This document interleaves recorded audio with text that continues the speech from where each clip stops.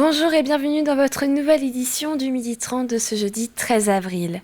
Aujourd'hui, les manifestants se rassemblent pour une 12e journée contre la réforme des retraites. Cette mobilisation est d'autant plus symbolique à la veille de la décision du Conseil constitutionnel. Emmanuel Macron a d'ailleurs annoncé qu'il proposera d'échanger avec les syndicats sur cette décision demain à 16h. En attendant, les Vendéens espèrent toujours son retrait. Malgré un temps pluvieux, les manifestants ont répondu présents ce matin à 10h30 sur La Roche-sur-Yon. Au point de rendez-vous habituel, le boulevard Sully.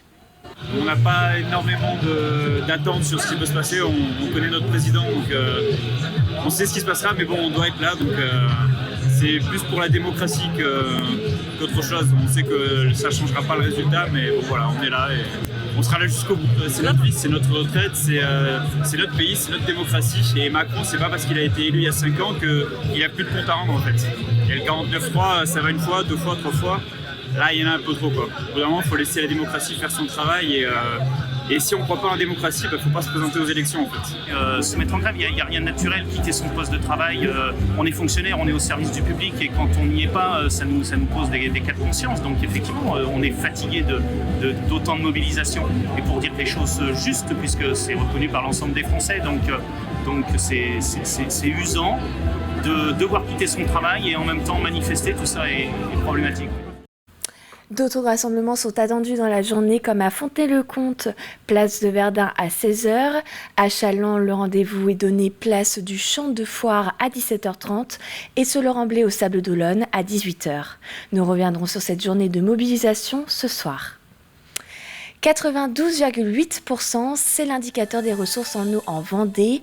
Pour la préfecture, pas d'inquiétude à avoir après la première réunion avec le comité de ressources en eau, qui est composé d'une trentaine d'acteurs du territoire. Même si les réserves sont à un bon niveau, le préfet rappelle aussi bien aux Vendéens qu'aux touristes de faire attention à leur consommation d'eau. La quantité n'est pas le seul enjeu de cette réunion. La question de la qualité et son traitement a aussi été abordée. Le traitement au chlore provoque l'apparition de ce qu'on appelle les THM. Donc là, l'objectif, c'est de pouvoir traiter ces THM. Donc l'objectif, c'est de ne pas avoir déjà à transporter l'eau. Mais le réseau qui est celui de Vendéo permet ce transport. Mais il faudra aussi, et Vendéo s'y est engagé, il faut traiter l'eau ainsi transportée. Donc il y a des solutions qui ont été identifiées. Ça va représenter un coût supplémentaire, mais c'est la garantie indispensable pour avoir de l'eau de bonne qualité, parce que l'eau potable, c'est essentiel pour nous tous. Un nouveau visage pour le parti Reconquête en Vendée. Sandrine Delattre a annoncé hier soir sur Twitter être la nouvelle représentante du parti d'extrême droite d'Éric Zemmour dans le département.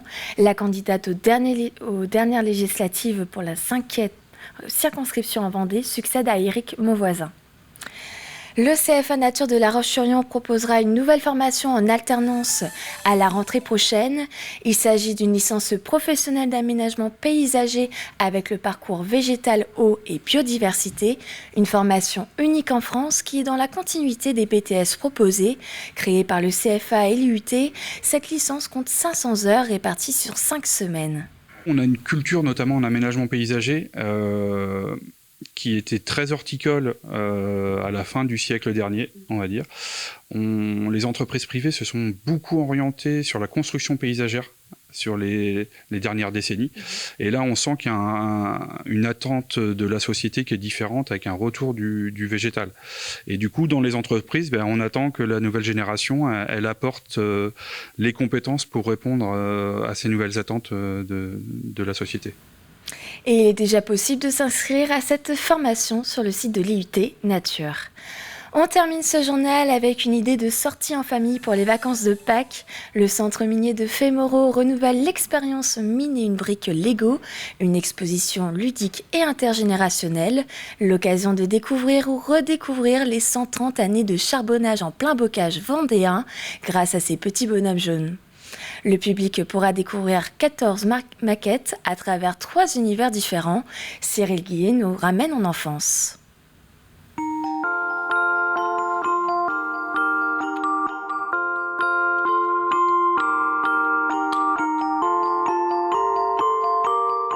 En 2022, on s'est lancé dans l'aventure des briques Lego avec une première exposition Mine et une brique Lego où on présentait plus le travail du fond de la mine avec vraiment les métiers du fond, la naissance du charbon avec le carbonifère. Et en 2023, l'idée c'était de repartir d'une feuille blanche. Là on est plus sur la cité minière avec les différents quartiers qui vont être mis en valeur par des briques mais surtout des personnages Lego.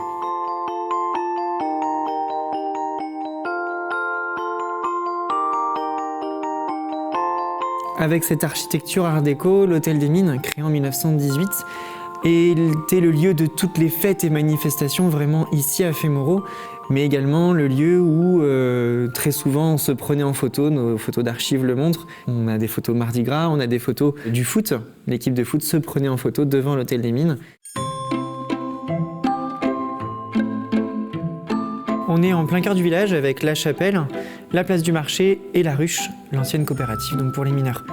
C'est jour de marché, vous voyez ici vraiment ce côté, ce marché très animé.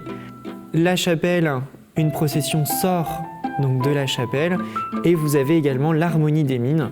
Il faut savoir qu'ici on avait un important tissu associatif, que ce soit culturel ou sportif.